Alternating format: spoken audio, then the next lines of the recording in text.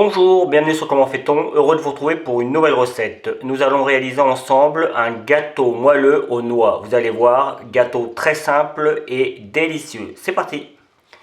Dans un premier temps, vous devez vous occuper de vos noix. Donc moi je les ai cassées, j'ai récupéré l'intérieur, je les ai passées un petit peu au four pour les torréfier un petit peu et puis après je les ai grossièrement mixées. Alors évidemment si vous n'avez pas envie de faire tout ça, vous pouvez l'acheter dans le commerce. Le seul petit problème, c'est que vous risquez d'avoir une poudre un petit peu plus fine, mais ça marchera quand même. Là, franchement, c'est des noix que ma soeur me donne et elles sont excellentes. Et puis, la deuxième petite chose, on sépare les 4 jaunes des 4 blancs et on monte les blancs avant de commencer la recette. Vous pouvez même préparer éventuellement, préchauffer le four si vous en avez envie. Donc là, première étape, je vais mettre justement mes 4 jaunes avec 120 g de sucre cassonade et je mélange jusqu'à obtenir quelque chose de mousseux. Vous avez l'habitude avec le sucre et les œufs, à vous de jouer. Vous voyez, la préparation doit commencer à blanchir un peu et à mousser un petit peu. Je vais rajouter mon beurre fondu. Alors vous voyez, je l'ai juste passé au micro-ondes et je rajoute ça tranquillement, petit à petit. Donc j'en mets un petit peu, je mélange et je continue jusqu'à ce qu'il n'y en ait plus. Alors je ne l'ai pas dit, mais de toute façon vous avez les ingrédients sur la vidéo. 120 g de beurre fondu. Je rajoute également 15 centilitres de lait, ça fait 150 g à peu près. Toujours sur le même principe. En fait je commence par rajouter tout ce qui est plus ou moins liquide, mis à part le sucre. De façon à pouvoir rajouter après la farine et la poudre de noix. Donc là pareil, vous voyez, je commence à en incorporer et je fais comme pour le beurre. Voilà. On arrive à la partie un petit peu plus délicate. Alors vous avez la levure chimique, c'est un paquet, donc c'est environ 7 grammes. Et 120 g de farine. Ça c'est facile à se rappeler, la recette. Il y a beaucoup de choses à 120 grammes. Et là, la farine, vous voyez, on commence toujours pour éviter les grumeaux. On commence par le milieu, puis on agrandit le cercle. Et on ne met pas tout d'un coup. Hop, je mets au milieu, je commence. Et plus je vais, plus j'agrandis le cercle. Et je mélange. Technique efficace, puisque comme vous pouvez le voir, j'ai pas de grumeaux. Je rajoute mes 150 g de poudre de noix. Vous n'avez pas l'odeur, vous, mais moi, elles sont encore, je les ai torréfiées il y a une petite heure. Elles sont encore un petit peu chaudes et il y a encore l'odeur de la torréfaction des noix, c'est juste magique. Hop. Et maintenant, à partir de là, on peut préchauffer le four à 180 degrés. Hop, et on change d'ustensile, on va prendre ce qu'on appelle une maryse. C'est comme ça s'appelle, c'est pas le prénom. Et on va prendre les blancs et on va venir les incorporer tranquillement. Alors on peut en mettre un petit peu au départ pour délayer, mais vous voyez comme la préparation elle est plutôt souple, on peut les incorporer tranquillement. Et comme toujours pour les blancs, il ne faut pas les casser, donc on y va vraiment doucement, vous voyez. On prend en dessous, on glisse et on incorpore. En dessous, on glisse et on incorpore. Alors, quand ça va vite, ça donne ça. Mais c'est vraiment une étape importante parce que c'est ce qui fait la structure de votre gâteau. Donc, si vous loupez cette étape, vous loupez votre gâteau. Donc, c'est assez simple. Donc, moi, je continue jusqu'à ce qu'il n'y en ait plus. Et puis, après, on n'aura plus qu'à mettre tout ça dans les moules. Et puis, ce sera parti pour la cuisson. Allez!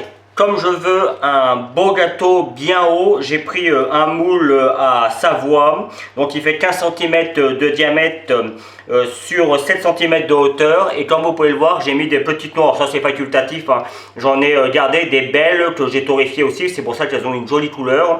Et puis quand le gâteau sera cuit, je le retournerai normalement, je dis bien, on devrait retrouver les noix. Donc en théorie ça marche. La majorité du temps quand je le fais ça marche. C'est souvent quand on fait pour les vidéos que ça fonctionne pas. Donc là je vais en avoir un petit peu trop, mais je ferai des individuels aussi. Et puis Comme au début, justement, pour les noix, je veux qu'elles restent bien comme il faut. Je viens déposer gentiment ma pâte comme ça. Et puis après, je vais aller un petit peu plus vite une fois que la première partie. Alors, comme vous avez pu le voir, j'ai mis du papier alu parce que mon moule en dessous se défait. Donc, du coup, il n'est pas fermé totalement. Il n'est pas hermétique. C'est pour ça que j'ai mis du papier alu. Et évidemment, j'ai beurré mon moule. Voilà. Allez, c'est parti.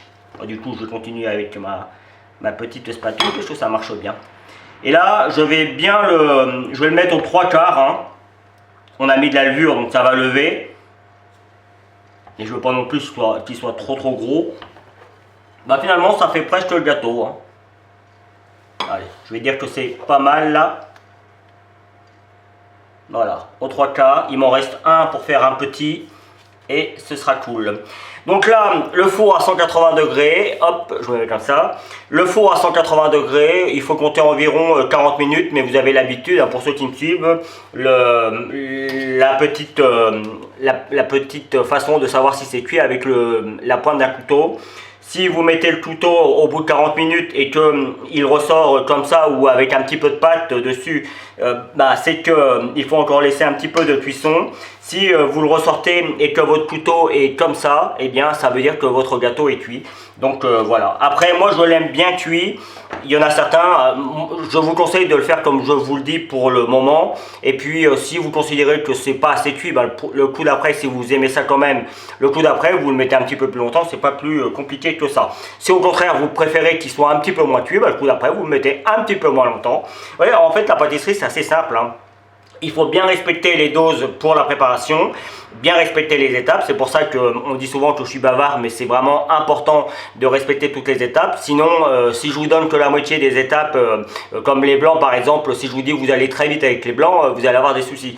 Donc voilà, après, libre à chacun de faire comme il veut, mais moi je sais, j'aime bien expliquer vraiment dans les détails, et ça c'est important. Donc voilà, allez c'est parti pour la cuisson. Et voici le résultat après 50 minutes environ de cuisson. Alors, comme vous pouvez le voir, on ne voit pas trop les noix. Je vous l'ai dit, c'est toujours quand on veut que ça ne fait pas. On les voit un petit peu, bon, enfin c'est pas grave, on les aura quand même quand on va déguster. Moi, je vais le laisser comme ça. Libre à vous de mettre un petit peu de sucre glace sur le dessus. Bon, je trouve que c'est dommage. Franchement, il est beau comme ça. Et je vais en découper un petit morceau, histoire de vous montrer. Vous voyez, j'ai aucune difficulté à le découper. Et je peux vous garantir qu'à l'intérieur, c'est super moelleux. Vous voyez, il fume encore. Vous voyez, il suffit d'appuyer dessus pour voir à quel point c'est moelleux. On pourrait l'accompagner d'une petite crème chantilly par exemple, pourquoi pas, ça irait très bien, ou d'une crème anglaise aussi, ça marcherait très bien. Vous voyez, c'est vraiment très joli.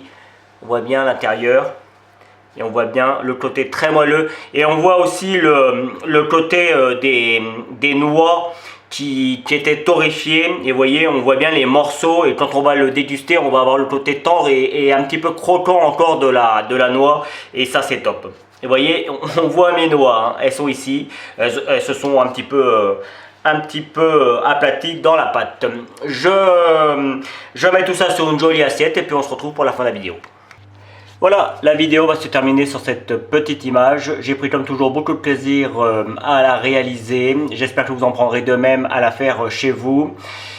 Vous avez tous les liens, maintenant c'est sur la description, hein, vous allez juste en dessous de la vidéo, vous allez voir, vous avez tous les liens qui vous permettent d'aller sur mes réseaux sociaux. Et puis si vous continuez un petit peu plus longtemps, vous avez le lien qui va vous permettre de vous abonner à ma chaîne YouTube, celui qui va vous permettre d'aller sur mon site www.commentfaiton.com où vous retrouverez une grande partie de mes recettes. Et puis je vous donne deux autres recettes de gâteaux tout aussi simples, probablement des gâteaux aux noix. On va rester dans la série, enfin dans le thème de la noix, tout aussi simple à faire que celui-ci. Merci pour votre fidélité et à très vite sur Comment fait-on. Salut! Vous pouvez vous abonner maintenant à ma chaîne YouTube, c'est ici. N'oubliez pas la petite cloche pour les notifications. Vous avez également le lien qui va vous amener sur mon site www.commentfaiton.com où vous retrouverez l'ensemble de mes recettes.